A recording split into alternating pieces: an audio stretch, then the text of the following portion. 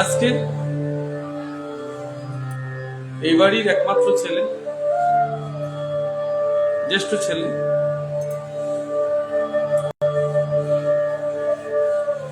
এক মর্মান্তিক দুর্ঘটনায় ইহলোক ত্যাগ করেছেন।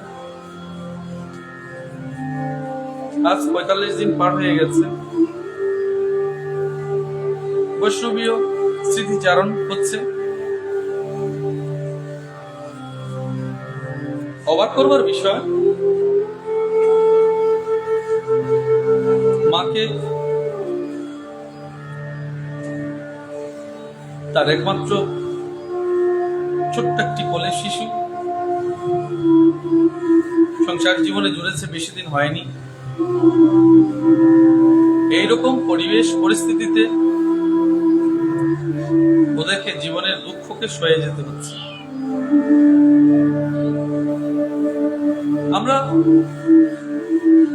এই জগৎ থেকে কি শিখবো বলো? মানুষ স্বপ্ন রচনা করেছে, স্বপ্ন দেখেছে সংসার করবে, ছেলে মেয়ে বড় হবে, কিন্তু তুমি কি জানো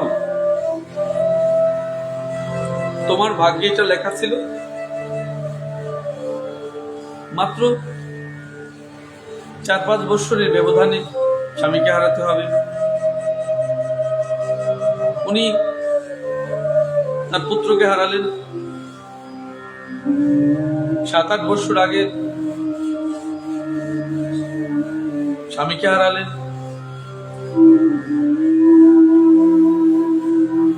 দুটো মর্মান্তিক ঘটনা ঘটেছে। মা তার স্বামীকে এবং পুত্রকে, দুজনকে হারিয়েছে। স্ত্রী তার স্বামীকে হারিয়েছে।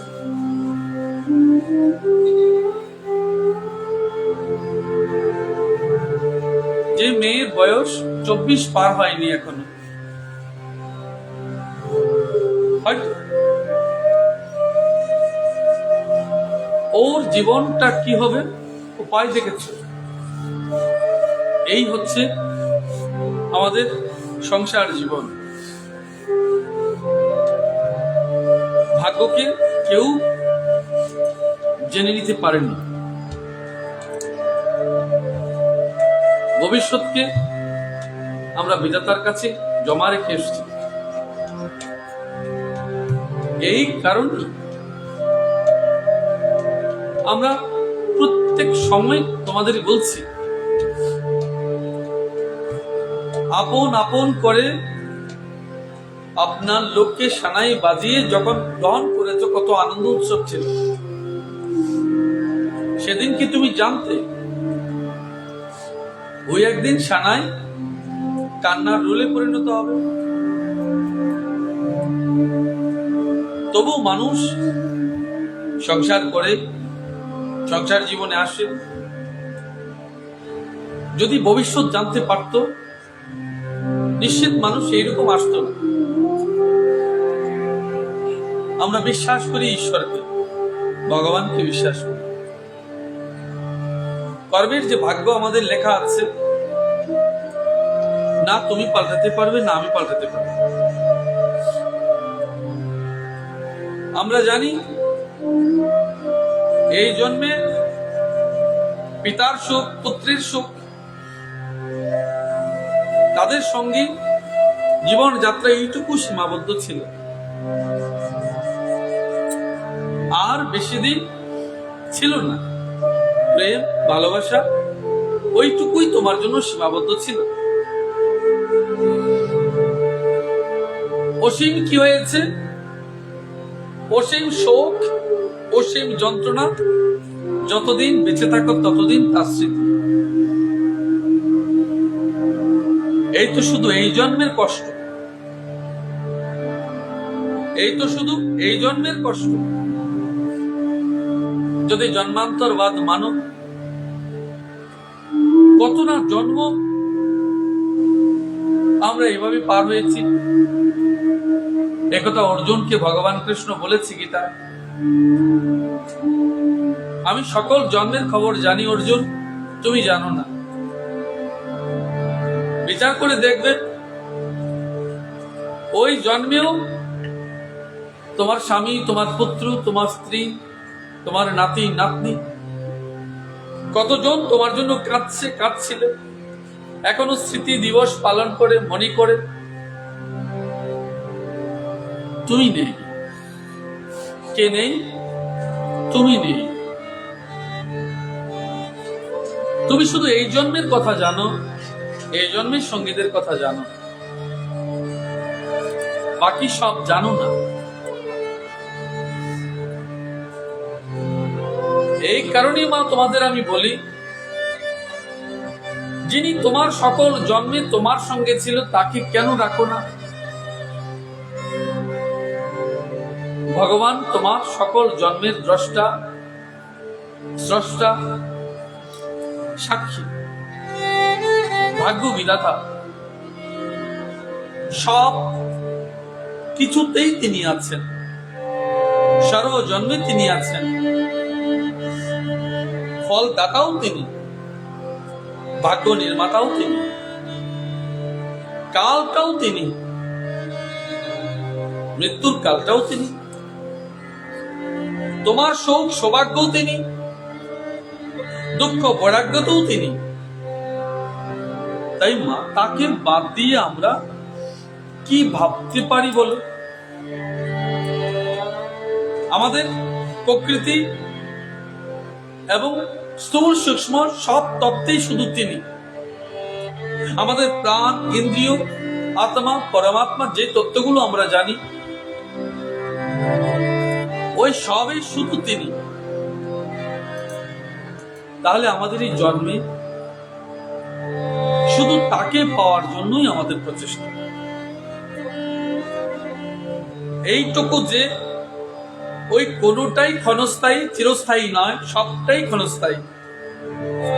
বন্ধুত্ব, এই জন্মের প্রেম ভালোবাসা, এই জন্মের বিশ্বাস আস্থা, এই জন্মের ঘর বাড়ি, আত্মীয় স্বজন, এই সব অল্প সময়ের জন্য। হয়তো তুমি বুঝবে না। যার মারা গেছে, সমব্যথী হয়ে যদি কোনোদিন বুঝতে পারো, তবে তুমি তার কাছ থেকে জেনে নেবে। মানুষ মানুষের সঙ্গী না হয়ে, মানুষ মানুষের প্রাণের মনের বেদনার সঙ্গী হয়ে দেখো, হৃদয়ের সঙ্গী হয়ে দেখো। যদি বুঝতে পারো, তবে ঈশ্বরকে বুঝবে। এই কারণেই ভগবান বলছেন যে ধর্মই মানুষের, মানবের অভিষ্ট ধন। কোন ধর্ম মা? কালকে জানো, সময়কে জানো। কোন ধর্ম? যে কর্ম জগৎ কল্যাণ সাধন হয়।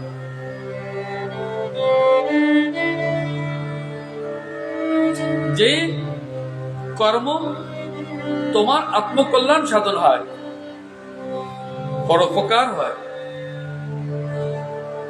যে কর্ম ঈশ্বর তত্ত্বকে জানবার, মানব তত্ত্বকে জানবার, তোমার মূল্যবোধকে জানবার,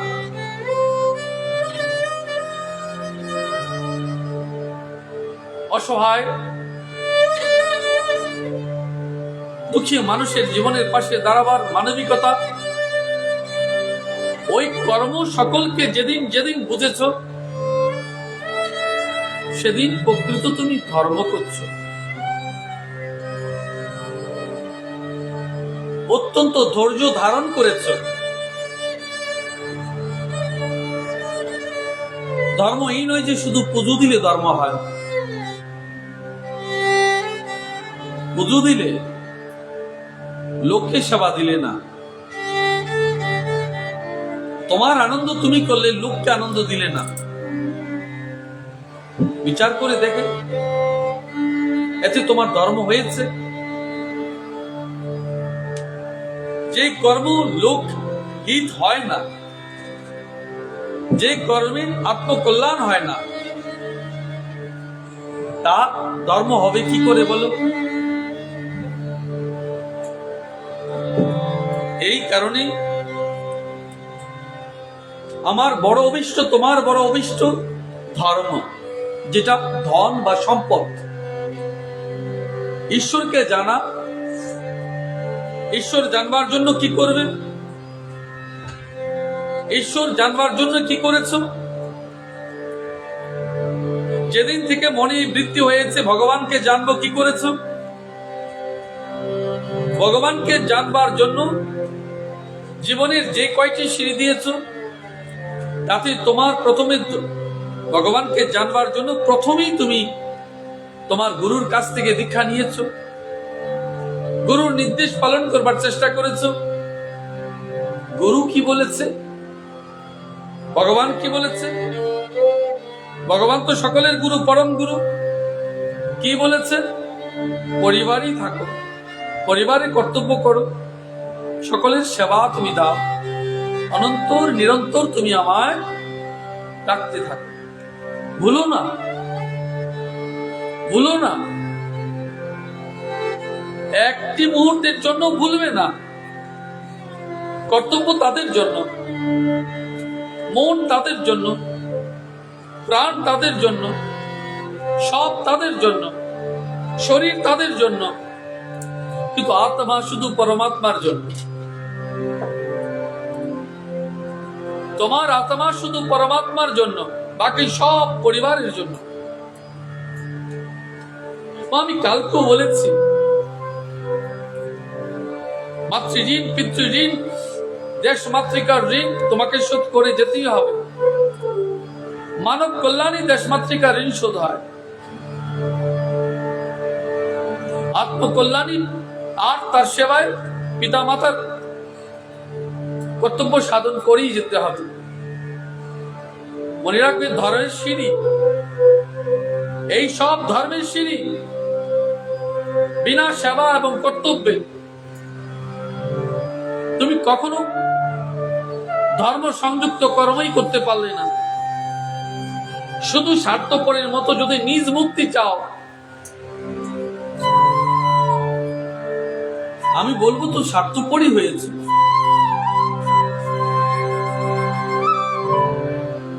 জগতের সকল মানুষকে দেখবে সাধু সন্তদের দিকে চেয়ে থাকে। তোমাদের যতজন গুরু আছেন, চরম সংকটে বলে তাদের বাড়ি যাও, মন্দিরে যাও, আশ্রমে যাও, প্রার্থনা করো, গুরুদেব বড় বিপদে পড়েছে, আমার পাশে আমার গুরুদেব আছে। মনকে সদা এইরূপ ভেবেছ যে আমার যদি কেউ না থাকে ক্ষতি নেই, আমার গুরুদেব সব জানে। অটুট আস্থা, অটুট বিশ্বাস তোমার, আমার গুরুদেব সব জানে, তিনি আমায় রক্ষা করবেন।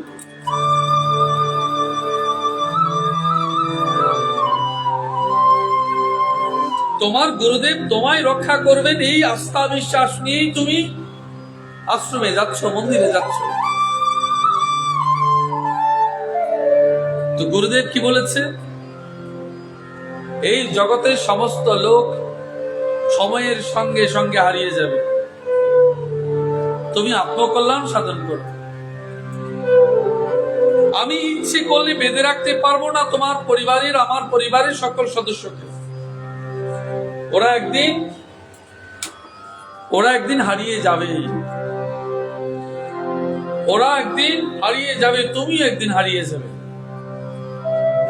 কত ভালোবাসা ছিল, প্রেম ছিল, প্রণয় ছিল, বিশ্বাস ছিল, হাসি ছিল, উৎসাহ ছিল, উদ্দীপনা ছিল, কৌতুক ছিল, কত ছিল, আজ সব স্মৃতি হয়েছে। মনে রেখে লাভ কি মা? তুমি মনে না রাখলেও ওরা তোমার কাছে আসবে। এই ঘর, এই বাড়ি, দুয়ার, এই খাট, এই বস্ত্র তোমাকে মনে করিয়ে দেবে, বলতেই পারবে না যতদিন মন শরীর আছে। এই কথাটুকু মনে করি ওই অনন্ত ব্রহ্মের যিনি পরমাত্ম স্বরূপ, পরম ধন লভিষ্ঠের জন্যই ভগবান বলছেন, গুরুদেব বলছেন, তাকে লাভ করো। যে ধন থাকবে না তার জন্য কত কান্না করবে। এই জীবন যতদিন আছে করো, কিন্তু তার জন্য করো ভগবান। অনিত্য বন্ধু, অনিত্য প্রেম, অনিত্য সুখ, অনিত্য সব করে দিয়েছ, যা কোনদিন থাকবা না। তুমি তো সব জানো, তবে এত শোক কেন দিলে বলো?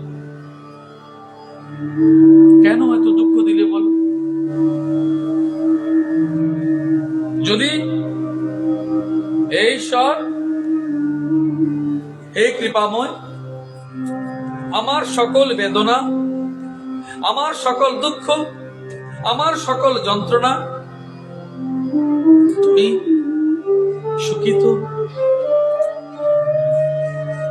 তুমি সুখিত, আমার সকল যন্ত্রণায় আঘাতে তুমি তৃপ্ত।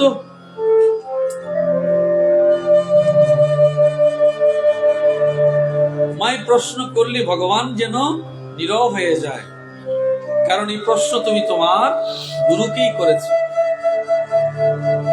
যদি তুমি তোমার গুরুদেবকে কথা বলো, গুরুদেব, আমার পুত্রের মৃত্যুতে, স্বামীর মৃত্যুতে, স্ত্রীর মৃত্যুতে, জ্ঞাতির মৃত্যুতে, স্বজনের মৃত্যুতে, সর্বস্ব শেষের মৃত্যুতে আপনি খুশি তো? বলো, গুরুদেব উত্তর দিতে পারবে? নীরব থাকবে,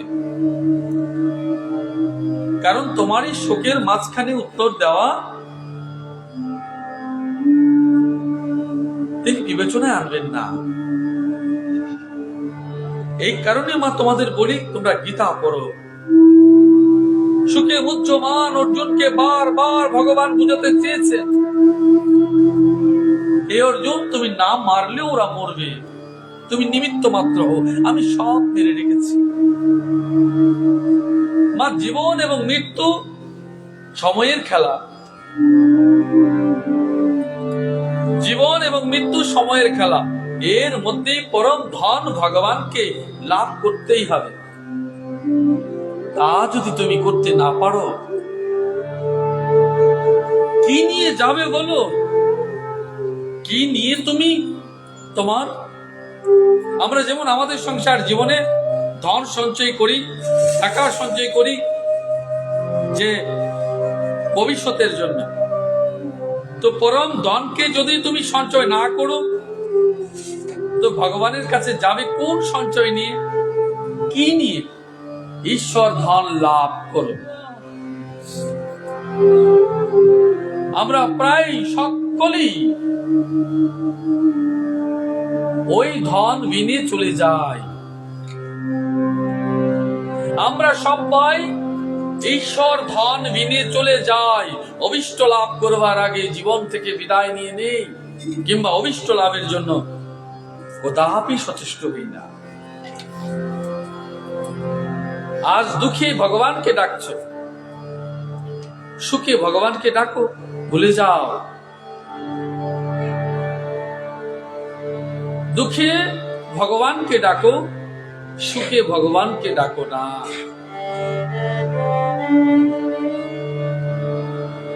আমায় যখন তোমরা কেউ বলো, গুরুদেব এখন তো হাতে টাকা নেই, দুদিন পরে আপনাকে আনবো,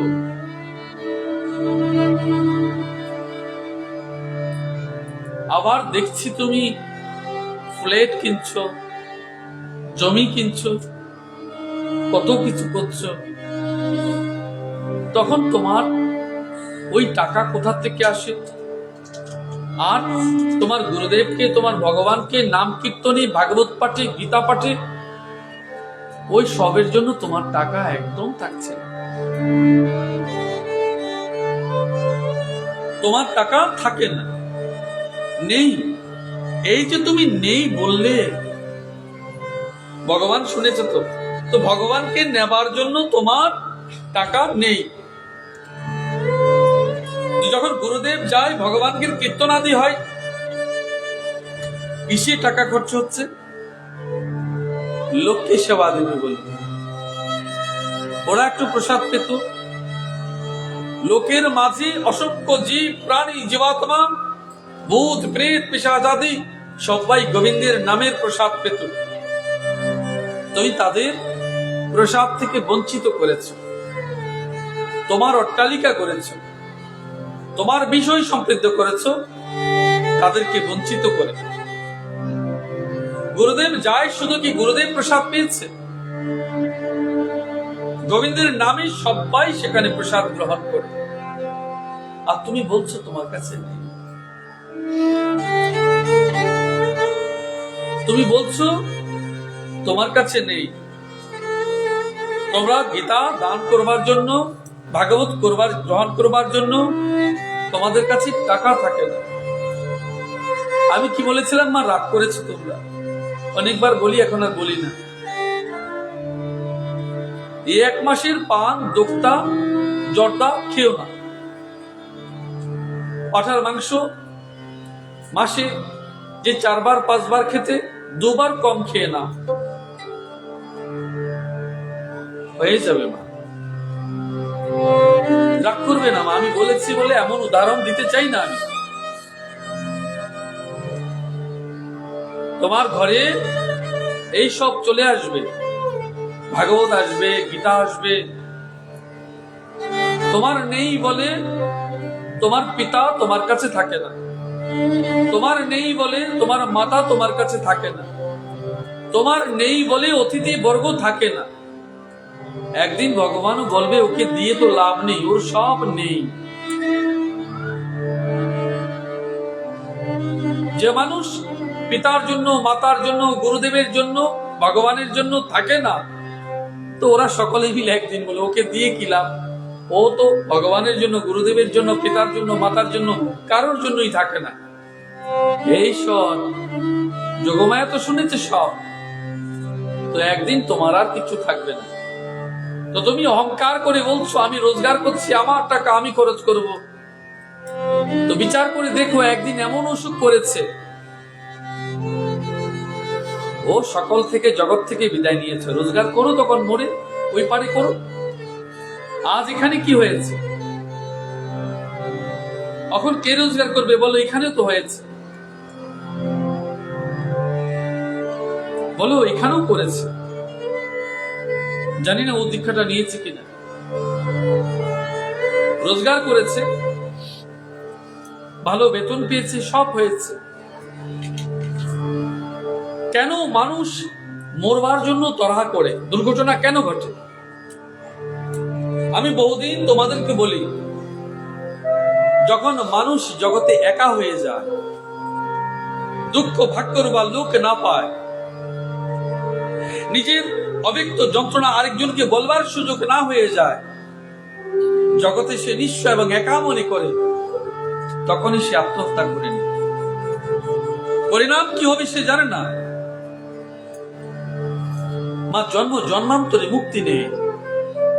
1000 বছর ধরে প্রেত অবস্থায় বসে থাকতে হয়। শাস্ত্রে বলেছে, আমি বলিনি, আমার দোষ খুঁজো না। যদি তুমি গীতা পড়তে, যদি তুমি গুরুর সান্নিধ্যে থাকতে, যদি পিতা মাতা গভীর সান্নিধ্যে থাকতে, তাহলে তোমাকে আজ জোরপূর্বক নিজের জীবনকে নিজে বিসর্জন দিতে হতো না। একটা সহায়ক অবস্থান পেয়ে যেতে। আত্মহত্যা গর্বের বিষয় নয়, অহংকারের বিষয় নয়। এই অভিমান বড় ঘাতক। ও যে অভিমান করে গেছে, তোমরা যারা অভিমান করে আত্মহত্যা করো, ভগবান কোনদিন তার অনুমোদন করেন না, বৈষ্ণব কোনদিন অনুমোদন করেন না, কেউ অনুমোদন করবে না। এই জন্য অভিমান করতে নেই। জগতে অভিমান বড় সাংঘাতিক বিষয়। কেন অভিমান করবে? কেন অভিমান করবে? এই কারণে আমরা বলি, জগতে আপনার জন তো কেউ নয়। অভিমান কার উপর করবে? এই পরম সত্য যদি জেনে যেত, ওকে আজ বেগুনে মরতে হতো না। আমাদের প্রচেষ্টা এই, একেবারে ছোট্টবেলা থেকেই ভগবানকে ডাকো। মায়ের, বাবার, স্বজনদের, প্রতিবেশীদের, এই মাটির, তাদের ঋণের কথা মনে করো, ভালোবাসার কথা মনে করো।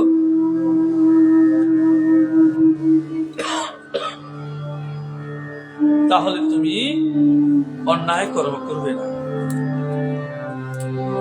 অন্যায় কর্ম করবে না। অনেকে চট করে বলে ফেলে আমি মরে যাব। সংসারের যন্ত্রণায় অনেকে বলে আমি মরে যাব, গলায় দড়ি দিয়ে দেব। কেন বলো মা এসব? আমি বহু জনকে ফিরাই ওই রাস্তা থেকে সরিয়ে এনেছি। আমি বলেছি ঠিক আছে, যে পিতা এবং মাতা তোমায় এতটি বৎসর লালন পালন করেছে, খাইয়েছে, পড়িয়েছে, ও সব টাকা ফিরিয়ে দাও, ও ভালোবাসা ফিরিয়ে দাও, ও প্রেম ফিরিয়ে দাও, ও আস্থা ফিরিয়ে দাও, ও নির্ভরতা ফিরিয়ে দাও। এই সব ফিরিয়ে দিয়ে তবে যাও।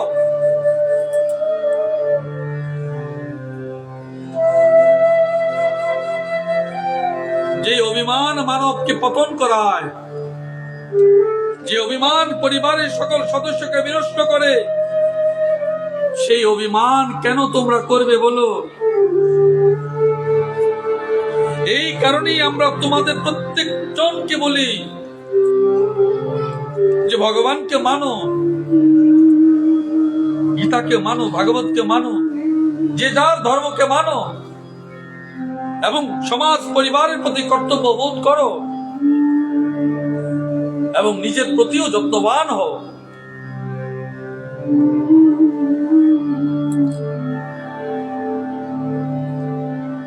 তবু আমি তোমাদেরকে এই কথাই বলবো, প্রত্যেকটা মানুষের প্রতি যেন মরমীবোধ হয়, দরদ থাকে। কার নির্মম আঘাতে বহু মানুষ সমাজ জীবনে আছে, আঘাত সইতে পারে না। তোমরা যেন প্রত্যেক মানুষের মৃত্যুর কারণ না হও, তোমরা যেন কোনো মানুষের মৃত্যুর কারণ না হও। আমার কাছে এটাই আজকের দিনের জন্য সবচেয়ে বড় ধর্ম।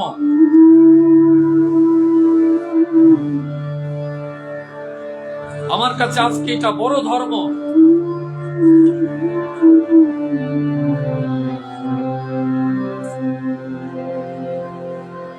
কি বলেছে দেখো ভগবান,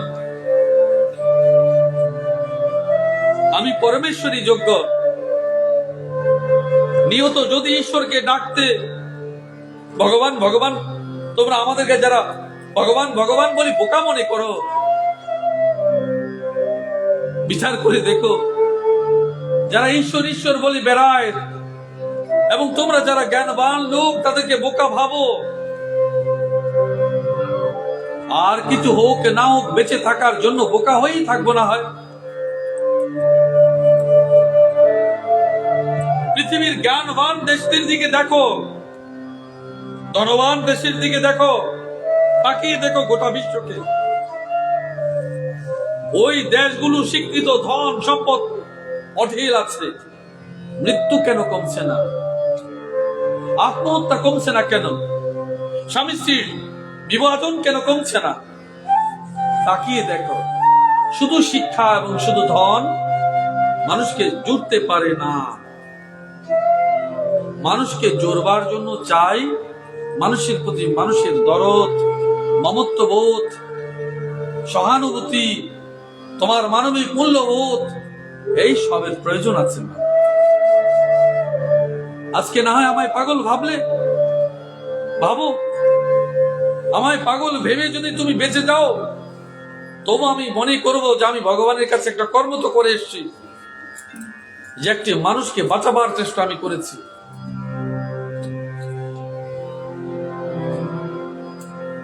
ব্রত করবে যে আমার জীবনে ঈশ্বরই একমাত্র বন্ধু, তবু আত্মহত্যা করবে না। এ ক্ষমাহীন অপরাধ। একটা মানুষ শুধু একজনকে মেরে যায় না, সে নিজে মরে না, তার পরিবার পরিজন, আত্মীয় স্বজন, পিতা মাতা, জ্ঞাতি বন্ধু স্বজন সবাইকে মেরে যায়।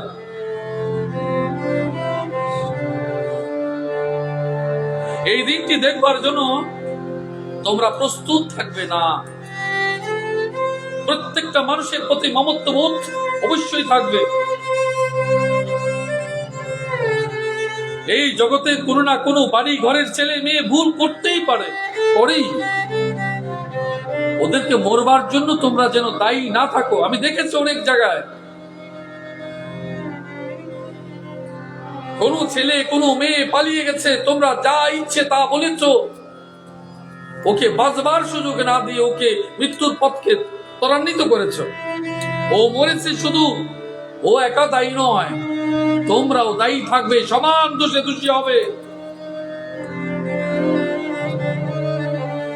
আমি তোমাদের কাছে এইটুকুই বলবো, মা যা করবে বিবেককে কাজে লাগাবে। অন্যের ক্ষতি করবার আগে, অন্যের বিরুদ্ধে কথা বলবার আগে নিজের জায়গাটি দেখে নিও। এই পৃথিবীতে মৃত্যু দেওয়া সহজ নয়।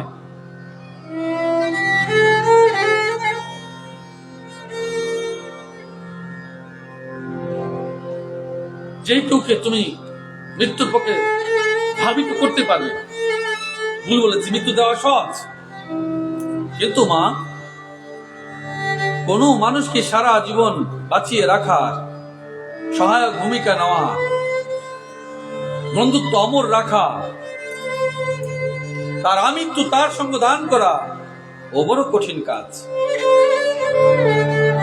ওই যাকে যাকে প্রাণে বাঁচালে, যাকে যাকে সহায়তা করলে, যার জন্য তোমার জীবনকে উৎসর্গ করলে, মনে রাখবে প্রত্যেকটি কর্মের জন্য ঈশ্বরের কাছে তোমার নাম লেখা হয়ে গেছে।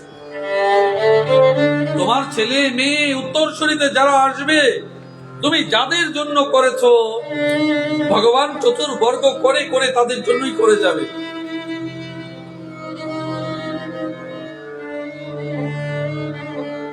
মা, আমার কথায় যদি একজন মানুষও বেঁচে যায়, তবে আমারই ভাগবত পাঠ আমি সার্থক বলে মনে করি।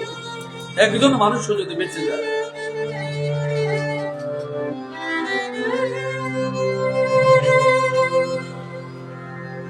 তাই ছোট্টবেলা থেকে শুধু ভগবানকে ডাকবার প্রচেষ্টা করো, যাতে জীবনের মাঝ বয়সে 28, 29, 30, 32 বছর বয়সে তোমাকে ইহলোকের মায়া ত্যাগ করতে না হয়।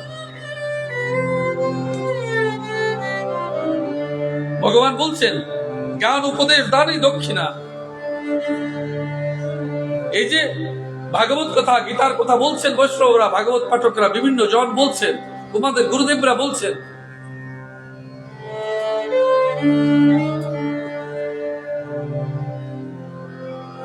ওই যে কথাটুকু বলছেন, ওই কথা যদি তুমি ধরে রাখতে পারো, তবে তার দক্ষিণা সে নিজেই পেয়ে গেছে। তোমরা তো জানো, গীতা পাঠ, ভাগবত পাঠ, চণ্ডী পাঠ, এই সবে যে তোমার কাছে অর্থ দাবি করে সে পাঠ নিয়ে যায়, তা অর্থহীন হয়ে যায়। আজ দীর্ঘ জীবন তোমরা দেখেছ,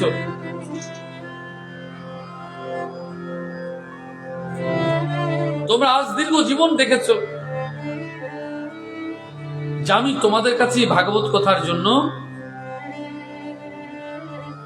দক্ষিণা শুধু চরণ ধুলি চেয়েছি।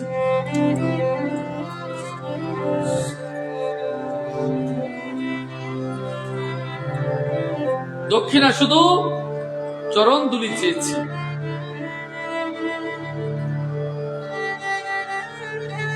সবার শেষে এইটুকু আবার বলবো, জীবনকে বোঝো মা, জীবনকে উপলব্ধি করো, কারণ মৃত্যুর জন্য যেন কেউ দায়ী না হয়। রাধে রাধে।